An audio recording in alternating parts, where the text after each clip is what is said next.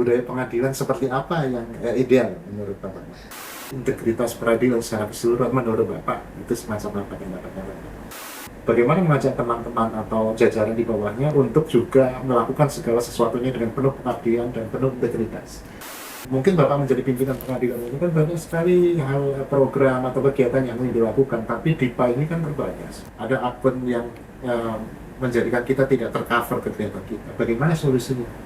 Apakah ada program, ada suatu inovasi misalnya dari Bapak, bagaimana supaya tidak ada penyuapan di ya bukan hanya di pengadilan ya, kalau bisa setidaknya di pengadilan itu tidak ada penyuapan gitu, tidak ada apa namanya gratifikasi. Apakah ada suatu inovasi misalnya dari Bapak yang mungkin bisa diterapkan di semua satuan kerja?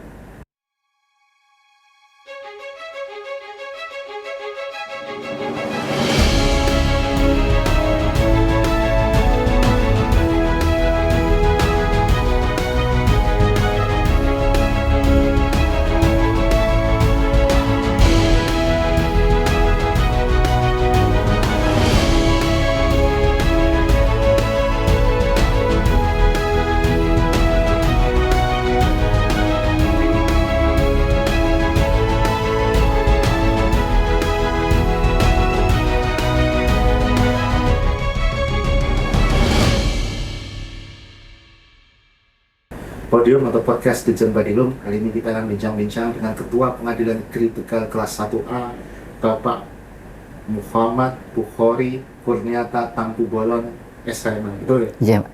Kadang-kadang saya suka salah menyebut nama Bapak.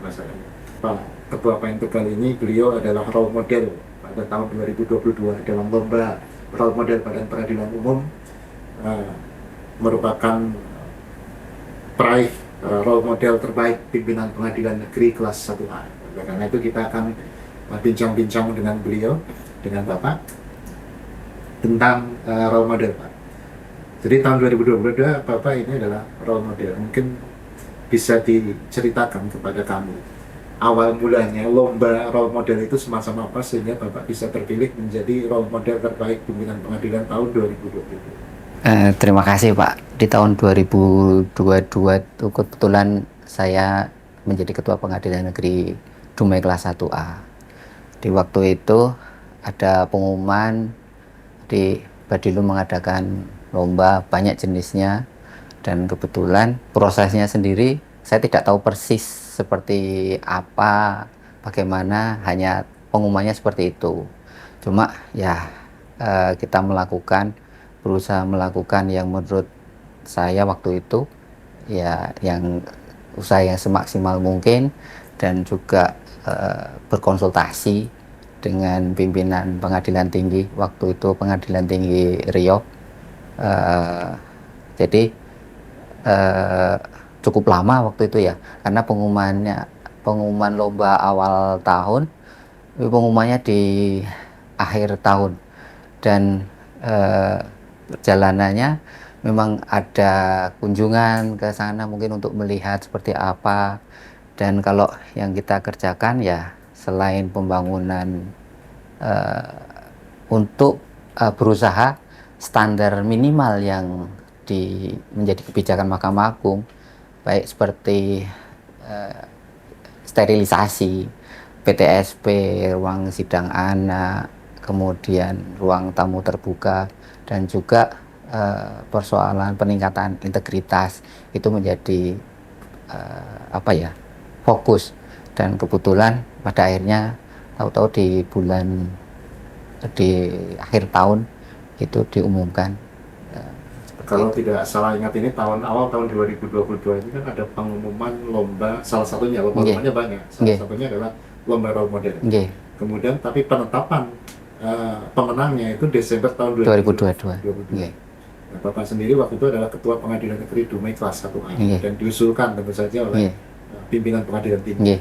Bapak sendiri menjabat sebagai Ketua Pengadilan Negeri Dumai itu sejak kapan, Bapak? Sejak Oktober 2021. Oktober 2021 menjabat sebagai Ketua Pengadilan Negeri Dumai kelas 1A, kemudian awal tahun 2022 diusulkan. Iya. Tentu dalam rentang waktu beberapa bulan setelah pelantikan hingga pengusulan ini kan tidak terlalu lama. kira-kira apa yang menjadi penilaian pengadilan tinggi sehingga pengadilan tinggi ini mengusulkan Bapak sebagai role model dari pengadilan kelas 1A? Kalau sepemahaman saya ya, karena mungkin ada perubahan, mungkin dinilai ada perubahan yang cukup signifikan dari akhir tahun 2021 sebelum saya menjabat, kemudian saya menjabat, ada perubahan-perubahan yang cukup signifikan dan cepat. Jadi karena perubahan tadinya yaitu tadi saya sampaikan, perubahan di PTSP, kemudian ini di akhir tahun ya, perubahan PTSP, disabilitas di awal tahun 2022, awal tahun 2022. kemudian disabilitas, kemudian juga ruang sidang anak, ruang tamu terbuka, jadi sterilisasi, dan juga persoalan integritas peningkatan lah, mungkin mereka menganggap ada perubahan. Jadi pengadilan tinggi memandangnya dari segi performa pelayanan publik pertama kali ya. Kedua berkaitan dengan integritas, mungkin perubahan mindset. Ada perubahan mindset ketika Bapak menjabat sebagai Ketua Pengadilan Negeri Dumai. Tentu Bapak sebagai Ketua Pengadilan ini bukan baru pertama kali menjabat sebagai Ketua ya, karena kelas 1A ini rentangnya panjang. Barangkali bisa diceritakan Pak kepada kami, Bapak pernah punya pengalaman menjabat di mana saja? Pertama struktural itu Wakil Pengadilan Negeri Gianyar. Wakil Pengadilan Negeri Gianyar itu kelas 2. Oke, kelas 2. Kemudian Wakil Pengadilan Negeri Bangil, kelas 2. Kelas 2. Kemudian Ketua Pengadilan Negeri Wonosari, kelas 2. Kemudian Wakil Ketua Pengadilan Negeri Wonosobo, 1B. Kemudian Ketua Pengadilan Negeri Mungkit, 1B. Kemudian Wakil Pengadilan Negeri Sukoharjo, 1A. Kemudian Ketua Pengadilan Negeri Dumai, 1A. Dan sekarang Ketua Pengadilan Negeri Tegal, 1A. Sudah di 8 jabatan struktural, wakil dan ketua totalnya 8. Kalau untuk penempatan sebagai Cakim hingga Hakim di mana saja, Pak? Saya penempatan pertama Cakim Temanggung, Pengadilan Negeri Temanggung. Cakim Temanggung tahun? Tahun 1998. Iya. 96, maaf. 96. Kalau segi angkatan, Bapak angkatan berapa? Angkatan 10. Angkatan 10 ya. Tahun 98 tadi. 98 Cakim Temanggung, kemudian menjadi hakim pertama kali. Merauke, Pengadilan Negeri Merauke. Kemudian Pengadilan Negeri Nrekang. Kemudian Pengadilan Negeri Gunung Sugih. Terus kemudian karena waktu itu PN Gunung Sugih belum diresmikan, saya diperbantukan di PT Tanjung Karang. Kemudian balik ke PN Gunung Sugih setelah diresmiin. Kemudian saya pindah ke PN Mungkit. Kemudian ke PN Malang. Kemudian struktural di Wakil Bangil, Wakil Gianyar, Wakil Bangil, Ketua Wonosari, kemudian Wonosobo, Mungkit, Sukoharjo, Dumai, dan Tegal. Jadi sudah 15 satker. 15 satker Bapak sudah pernah bertugas. Dan saya lihat kalau tahun 1998 hingga saat ini 25 tahun sebagai pegawai atau hakim di pengadilan. Oke Pak, kemudian Bapak sendiri ya, karena Bapak ini adalah role model, tentu saja role model ini kan segala hal, panutan dalam segala hal. Dan dalam hal ini role model pimpinan, panutan sebagai pimpinan. Seorang pimpinan pengadilan sendiri, kalau saya menganggapnya ya, tentu saja harus punya kemampuan teknis yang baik, kemudian punya kemampuan manajerial dan administrasi yang baik, juga integritas yang baik. Kira-kira kalau Bapak memandangnya sendiri, seorang pimpinan pengadilan apakah kurang lebih sama dengan saya misalnya, atau mungkin ada persepsi yang berbeda, Pak? Ini sama kira-kira ini, sama lah. Ini kan kemampuan teknis, kemampuan manajerial, integritas ini sesuatu yang tidak bisa dipisahkan. Gitu. Kemudian Bapak sendiri memandang di Dumai waktu itu, khususnya berkaitan dengan peningkatan integritas ya, tadi belum banyak diceritakan. Peningkatan integritas semacam apa yang pada zaman Bapak yang selalu berusaha Bapak tingkatkan di Dumai itu? Awal di sana itu kan ramai. Jadi belum steril. Jadi ya kita kita coba untuk sterilisasi. Kemudian juga karena ini persoalan kebiasaan ya. Jadi waktu awal pertama itu kan ada kita menentukan lah bersama-sama ada program jangka pendek, menengah, jangka panjang gitu. Yang urgent itu kan sebetulnya persoalan integritas. Jadi ya kita coba kita ciptakan lah gitu ya. Jadi karena teorinya ini berteori dulu ya. Boleh. Iya, iya. Jadi pemahaman saya, jadi kan ada kalau kita lihat determinis, indeterminis gitu ya, bahwa kita itu punya kehendak bebas, punya pilihan kita mau berintegritas atau tidak itu sebuah pilihan.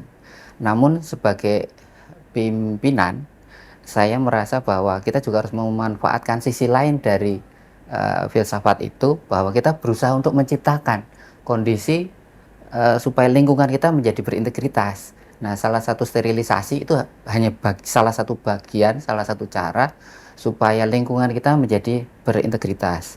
Nah, di samping itu juga pendekatan-pendekatan personal individu ya, yang sifatnya supaya mengetuk nuraninya bahwa ya memang sudah sepantasnya sepatutnya kita membuat level bahwa kita berintegritas.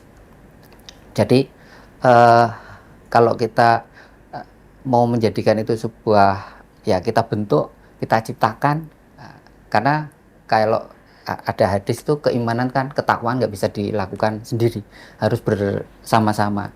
Jadi integritas itu harus kita ciptakan bareng-bareng. Nama Bapak ini penganut filsafat indeterminisme. Determinisme dan indeterminisme. Jadi kan manusia ini adalah makhluk yang punya kehendak bebas, Iya. gitu ya kalau dasar filsafat itu.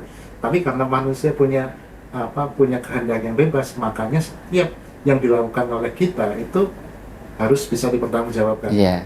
Termasuk orang ini boleh berintegritas, boleh tidak berintegritas. Ya. Tapi karena itulah ya harus dipertanggungjawabkan. Harus bertanggungjawabkan. Oke. Kemudian tadi berkaitan dengan pertama PN Dume ini menganggapnya waktu itu rame ya. Iya, rame. Bikinlah sterilisasi. Dan kemudian ada program jangka pendek, menengah panjang. Iya. Jadi rupa-rupanya mungkin pertama kali dilakukan mapping terlebih dahulu, Iya. ya, mapping, pemetaan. Apa yang dibutuhkan oleh pengadilan setempat. Gitu. Iya. Kemudian tadi mengenai sterilisasi, membuat semacam area sungai steril. Iya, kita bikin. Jadi awal pertama itu kan ketika saya menjawab biasanya saya minta apa sih keluhannya mereka, kemudian apa harapannya. Nah, dari keluhan dan harapan itu kita bagi-bagi menjadi ini solusi jangka pendek, solusi jangka menengah, solusi jangka panjang. Seperti itu. Meminta masukan-masukan. Iya, semuanya kita mintakan pendapatnya. Keluhannya apa, terus harapannya apa. Karena kalau bekerja di kantor nggak punya harapan, aduh, dia akan merasa untuk apa kerja. Orang kerja di kantor ini harus punya pride. Iya, punya kebanggaan, harus bangga. Oke. Bapak sendiri tadi mengenai meminta ide dan lain sebagainya ya. Jadi ini sedikit mengenai kepemimpinan ya. Saya pengen pencerahan dari Bapak. Yang lebih utama itu adalah ide-ide, kalau menurut Bapak, ide-ide dari para jajaran kita atau justru ide kita yang harus dilaksanakan? Ide dari semuanya. Ya. Dari semuanya keluhannya apa, idenya apa. Nah, itu kan bisa kita kelompokkan. Ini keluhan yang darurat. Ini keluhan yang bisa agak belakangan, solusinya bisa yang lebih panjang lagi. Jadi kalau bisa ide dari teman-teman jajaran dan ide itu yang dilaksanakan. Okay. Tentu saja kalau bisa dilaksanakan oleh semua. Iya. Gitu ya. Okay. Karena kan kalau kita lihat teorinya ya, teori Immanuel Kant ini kebiasaan. Kalau kita mempunyai kesadaran, jadi kan awalnya kan kita mintakan dia keluhannya, kemudian dia menyadari apa yang benar dan tidak benar, apa yang harusnya dilakukan dan tidak dilakukan, sehingga ketika dia sudah memilih bahwa yang harus dilakukan itu, yang benar itu harus dilakukan, dan itu dilakukan terus menerus, sehingga itu menjadi sebuah pola. Dan kalau dia tidak melakukan itu, dia merasa tidak enak, tidak nyaman dengan perilaku yang harusnya dilakukan. Nah, itu berarti sudah terbentuk moralitas. Sangat filosofis sekali ya. Jadi intinya kebiasaan membiasakan yang yang benar dan seharusnya dilakukan. Jadi dia sadar gitu. Jadi ini juga intinya merubah mindset, merubah juga budaya kerja ya, culture set. Menurut saya bukan sekedar culture set ya, bukan sekedar budaya kerja, tapi budaya pengadilan, Budaya pengadilan. budaya organisasi pengadilan negeri. Kalau budaya kerja itu hanya sebagian ya. Kalau perusahaan itu kan ada corporate culture, kita ini organizational culture. Kira-kira Jadi budaya pengadilan seperti apa yang ideal menurut Bapak? pemahaman saya, setiap kultur, tiap pengadilan itu berbeda-beda ya. Saya kita bisa merasakan, tapi susah untuk diungkapkan. Contoh misalnya kalau kita lihat folklore itu adalah salah satu contoh dari budaya pengadilan, budaya organisasi. Jadi kalau folklore di Merauke dengan folklore di tempat lain pasti akan berbeda. Nah, itulah yang makanya sangat karakteristik masing-masing pengadilan, karena apalagi di situ ada kultur lokal. Jadi tiap tempat beda-beda. bisa berbeda-beda ya. Karakter setempat atau Iya. mungkin keunikan setempat atau mungkin ya konten-konten lokal setempat. Iya. Iya. Nah, Bapak sendiri ini tadi sudah 25 tahun bertugas di pengadilan. Bapak bercita-cita sebagai hakim awalnya? Tidak. Tidak. Bercita-citanya amtenar. Nah, itu kan pegawai ya. Iya. Pegawai negeri ini bahasa Belanda. Iya, Amtenar. amtenar. Priai ya. Iya.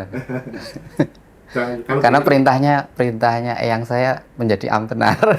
yang benar benar. Tapi ketika Bapak ini perintahnya menjadi amtenar, kemudian ternyata kok bisa menjadi calon hakim dan hakim. Jadi waktu itu karena ada pembukaan dan lowongan, ya saya daftar, kemudian alhamdulillah diterima. Cuma waktu itu ketika ada pengumuman, orang tua saya ketakutan. Kenapa ketakutan? Karena kopnya waktu itu kan suratnya kan Departemen Kehakiman. Jadi orang tua saya takut ada apa, karena saya daftar orang tua saya nggak tahu. Oh, tahu-tahu ada pengumuman lulus mungkin Iya, pakai surat. iya, Makanya kaget orang. iya.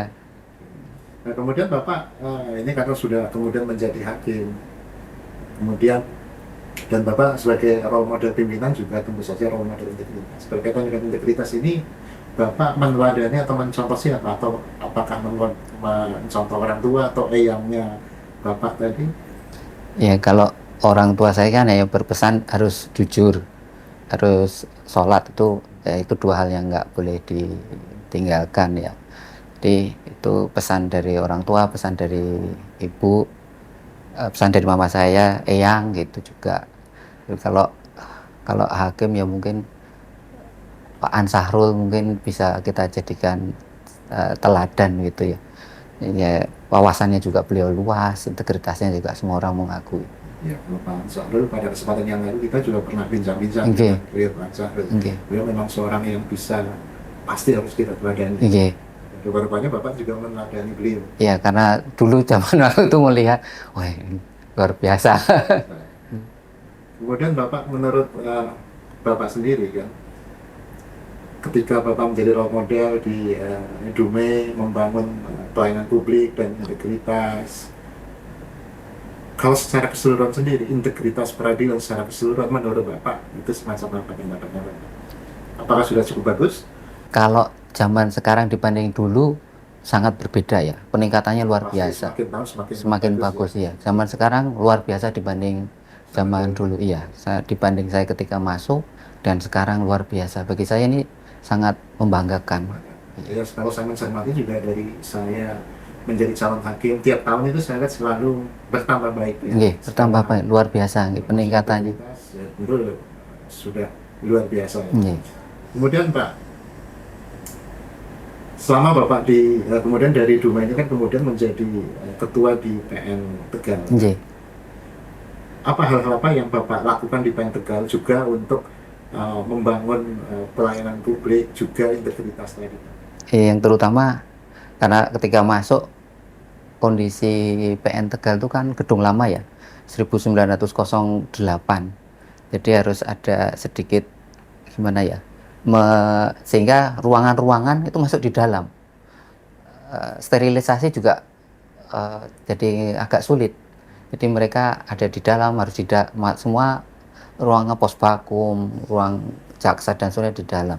Nah itulah kemudian kebetulan di luar ada gudang gitu, ya mau nggak mau harus itu yang kita fungsikan, kita rehab, kita perbaiki dengan DIPA, otomatis harus dengan DIPA, sehingga yang ada di dalam kita keluarkan, ruang tamu terbuka, mediasi, sehingga di dalam juga harus steril.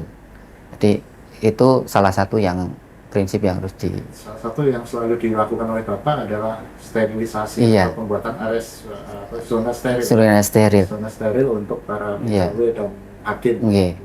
Kemudian juga mau nggak mau harus tadi pendekatan personal juga. Nggih. Pendekatan personal ini untuk membangun budaya tadi, membangun pola pikir tadi. Nggih. Bagaimana Bapak caranya mengajak teman-teman ya, di samping cara pendekatan personal semacam apa Pak? Karena bagaimana mengajak teman-teman atau jajaran di bawahnya untuk juga melakukan segala sesuatunya dengan penuh pengabdian dan penuh integritas. Jadi mau nggak mau kan kita harus menunjukkan bahwa ya kita seperti ini. Saya tidak bermain dengan hal-hal yang tercela. Nah, mereka kan melihat, yang paling tahu kita itu kan lingkungan kita, sekitar kita. Jadi maksudnya selama ini kita ini selalu dilihat. Iya, orang melihat. Ya, mereka kan lihat, Iya. mereka harus melihat bahwa ya saya tidak bermain perkara, tidak bermain. Jadi ketika kita menunjukkan kepada mereka, omongan saya dan perilaku saya konsisten. Jadi mereka ketika saya ngomong, ya insya Allah mereka, oh iya ya, oke lah kalau gitu. Jadi harus selaras antara ucapan dan tindakan. Nggih, Gitu ya. harus. Apa yang kita katakan itulah yang kita lakukan. Iya, Konsisten. konsisten. Itulah integritas. Kemudian tadi Bapak juga menceritakan mengenai membangun segala sesuatunya dengan DIPA. Gitu. Nggih, Padahal kita ketika mungkin Bapak menjadi pimpinan pengadilan ini kan banyak sekali hal program atau kegiatan yang ingin dilakukan, tapi DIPA ini kan terbatas. nggih, Pagunya biasanya sudah given dari atas. nggih. Ada akun yang menjadikan kita tidak tercover kegiatan kita. Bagaimana solusinya? Kan di awal ketika mulai menjawab kan kita sudah mendengarkan keluhan, kemudian harapan. Jadi biasanya saya tanyakan ke pengelola keuangan yang kemarin-kemarin yang susah serapan anggarannya apa, sehingga itu sudah bisa mulai kita sisihkan, kita revisi. Nah otomatis kita revisi itu kita sesuaikan dengan target kita, sesuai dengan tadi keluhan dan harapan kita tadi. Nah hal-hal yang mungkin itu tidak kita anggap primer, ya otomatis itu jadi kita harus ada fokus kemana. Jadi kalau fokus kita untuk misalnya A, ya otomatis mungkin yang lainnya akan kita pending dulu gitu.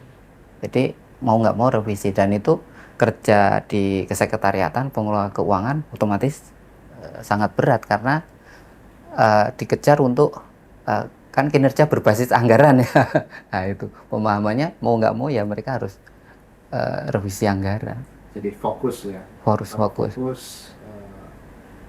Inovasinya, mungkin inovasi maksudnya Nggih. inovasi harus Mau kemana, apanya ya. tapi yang utama saja Yang utama. harus fokus. Kalau di PN Tegal sendiri, Bapak punya hal besar apa yang sedang dilakukan? Kalau yang sekarang ini kan kemarin sterilisasi ya, kemudian kita udah di luar, kemudian juga sudah pendekatan personal, kemudian sekarang ini berusaha untuk gimana kita membuat forum diskusi SMAP corner ya, sistem manajemen anti penyuapan. Mau nggak mau kan dari diskusi-diskusi tidak cuma secara prasarana, tapi dari hati ke hati. Jadi tempat di situ bagaimana kita berdiskusi, bekerja gitu. Jadi tidak hanya di dalam ruangan, tapi ada ruangan tertentu yang mungkin teman yang rokok bisa sambil ngerokok sambil bekerja, mungkin keluh kesahnya bisa kita kita tanggapi. Gitu. Ada semacam ruangan diskusi yang Iya, santai, iya. sambil merokok, sambil ngopi. Iya. Nanti yang muncul ide-ide dan yang Nggih. temanya tadi adalah SMAP corner. ya, Sistem manajemen anti penyuapan. Ya. Sebetulnya mencoba punyanya Bawas itu. Iya. Apakah PN Tegal sudah diusulkan? Tidak, belum. Ya, belum. Inisiatif aja. Iya, mencoba untuk ya berusaha ya. Mas SMAP ini kalau saya pernah mendengar katanya ada misterius support dari Bawas ketika penilaian, ketika penjaga parkir mau menerima Rp2.000 saja Iya. nggak akan lolos. Iya. Nah, itu udah mayor. Iya, nggih.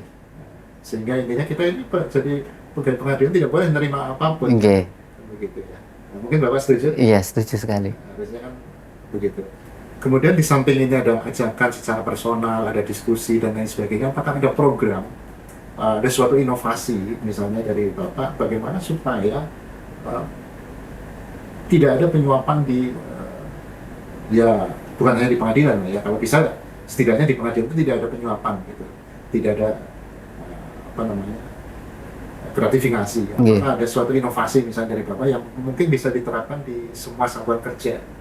Tadi kan neokantianisme tadi. Jadi pola yang kita terapkan, yang biasa kita lakukan, kalau itu sudah kita lakukan, kita tidak takut bahwa jadi ketika ketakutan itu, ketidaknyamanan itu bukan karena takut kalau ketemu mystery shopper, bukan takut kalau ada atasan ditegur, tapi memang diri kita sendiri. Nah, itulah yang ingin kita munculkan, bagaimana supaya diri kita sendiri yang merasakan. Nah, otomatis harus intensif. Nah, pendekatan ini, obrolan ini, pertemuan ini, ya sehingga saya mencoba untuk perkara bagaimanapun saya tidak, kemudian lebih fokus ke persoalan manajemen, bagaimana ini semua yang mereka butuhkan bisa kita penuhi dan semua harapan mereka bisa kita penuhi, dan kalau ada tanda-tanda begitu ya langsung kita sampaikan, kita panggil, kita ajak obrol bahwa itu tidak tepat, tidak baik. Neokantianisme itu kan sebuah filsafat yang sangat logik. Jadi dia kira-kira bilang begini. Jadi setiap dengan penuh kesadaran, dengan akal budinya, dia memilah, dia menentukan mana yang benar dan tidak benar, dan dia melakukan kebenaran itu. Dan kalau dia menjadi kebenaran yang pelakunya itu menjadi sebuah kebiasaan, dan kalau dia tidak melakukan, dia menjadi tidak nyaman, dia merasa bersalah. Nah, itulah moralitas yang dimasukkan dalam neokantianisme. Nah, itulah yang ingin kita capai dengan sterilisasi. Jadi tidak cuma tidak ketemu di kantor, di luar kantor pun juga membatasi diri, jangan sampai obrolan itu, komunikasi itu menjadi menjadi hal-hal yang menyimpang dari nilai-nilai moralitas. Kalau pesan-pesan mungkin atas bimbingan yang telah diberikan oleh para pimpinan-pimpinannya Bapak, apakah ada yang disampaikan? Selalu saya sampaikan ya ke teman-teman gitu. Juga kalau misalnya biasa habis Zoom atau biasanya langsung berikutnya saya sampaikan ke teman-teman. Dan penyampaian itu tidak cuma dalam forum, tapi saya kan tiap hari ke ruangan-ruangan keliling. Jadi pagi, siang, sore saya masuk ke ruangan ini, saya sampaikan, saya masuk ke ruangan ini supaya untuk mengingatkan mereka. Dan biasanya saya nanya, kalau pagi nanti ini mau ngerjakan apa? Gitu. Sore juga saya tanyakan lagi, sudah dikerjakan atau belum, sudah selesai atau belum? Kalau pada kesempatan yang lalu Bapak pernah ngobrol dengan kita mengenai bagaimana berterima kasihnya Bapak dengan para pimpinan-pimpinan Bapak, terutama di PT Rio. Iya. Iya. Saya sangat berterima kasih pada Pak KPT Pak Panusunan Harahap, dulu KPT Rio, sekarang menjadi KPT Medan, juga Pak Rocky Panjaitan, dulu KPT Rio, sekarang menjadi menjadi KPT Manado, Gorontalo, tapi maaf kemarin sudah berpindah ya. Kemudian juga Panitra Pak Catur, Panitra PT Rio, sekarang masih juga, alhamdulillah ini juga saya terima kasih juga pada Pak KPT Pak Karis, KPT Jawa Tengah, bimbingannya selama ini, dan juga rekan-rekan bagaimanapun, rekan-rekan PN Dumai, seluruh hakim, warga pengadilan negeri Dumai, kerjasamanya dan solid, kekompakannya susah untuk diucapkan dengan kata-kata. Ya, mudah-mudahan apa yang kita kerjakan itu menjadi amal ibadah untuk kita semua. Itu saja, terima kasih. Jadi kalau Bapak sebagai pimpinan pengadilan itu fokus di manajemen. Manajemen ya. Masih sering sidang Bapak? Sudah Jarang mungkin. jarang. Karena pimpinan pengadilan kan udah sibuk sekali kan biasanya, dan memang fokus di manajemen. Oke. Dan kan di SKP kita kan sebetulnya semua tidak ada di SKP ketua pengadilan, tidak ada. Kalau zaman dahulu memang SKP-nya kan ada sidang sekian. Nggih. Sekarang model sekarang tidak. Tidak ada. Nggih. Kemudian Pak, kalau harapan ke depan dari Bapak ya, ini setelah dari PN Tegal, kemudian kira-kira harapan karier ke depan bagaimana? Harapan ke depan, karena ke depan itu misteri ya. Ya, kalau kita lihat ada, kalau apa ya, seperti burung. Ya, nanti gimana angin bertiup. Mudah-mudahan Allah memberikan yang terbaik untuk saya, dan mudah-mudahan saya selalu bersyukur dengan takdir itu. Mungkin tetap ada mimpi Pak. Kalau mimpi, kalau seorang hakim ya mimpinya jadi hakim agung ya.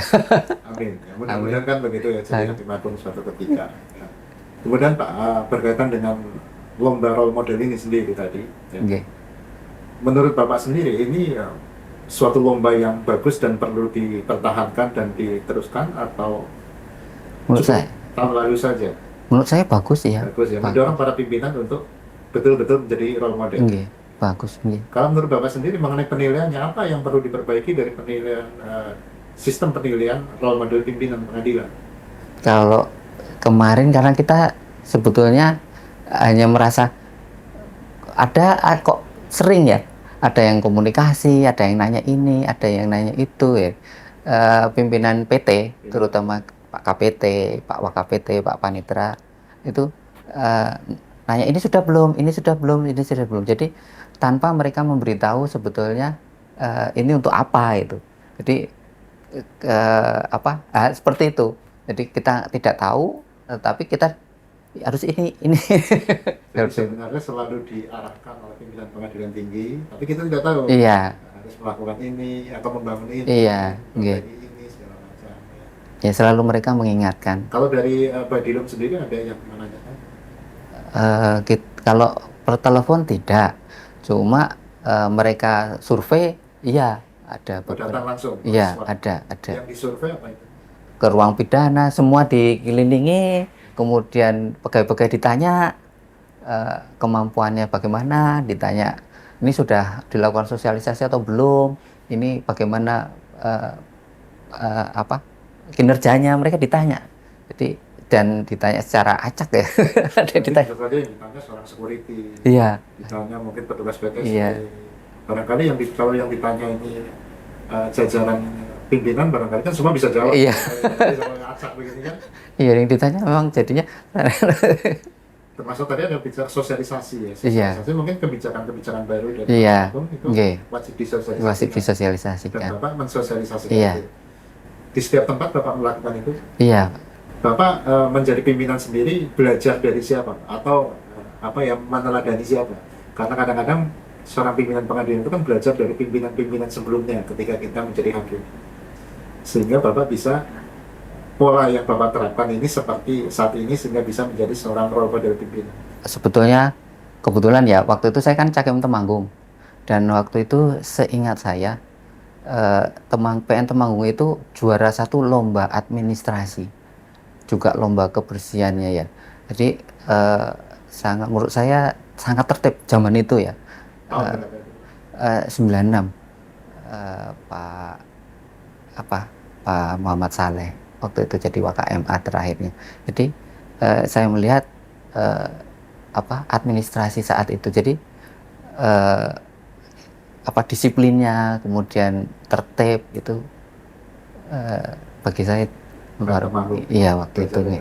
PN Temanggung juga barangkali termasuk pengadilan-pengadilan yang pertama kali menjadi pilot project akreditasi penjaga mutu pada tahun 2016 ya.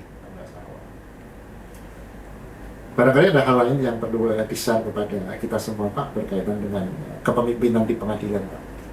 Seharusnya semacam apa menurut Bapak? Saya kira memang ya kita harus berusaha untuk menyadari bahwa kita itu diperhatikan oleh teman-teman kita, anggota kita, sehingga kita harus berusaha ya yang sebaik-baiknya, harus berusaha untuk selalu menjaga moral kita, menjaga sikap perilaku kita, karena jangan sampai nanti eh, itu menjadi contoh yang buruk, dan ketika kita melakukan itu jangan berpikir bahwa itu menjadi contoh, ya kita lakukan saja senatural mungkin, karena toh itu bekal kita juga nanti di akhirat. Iya.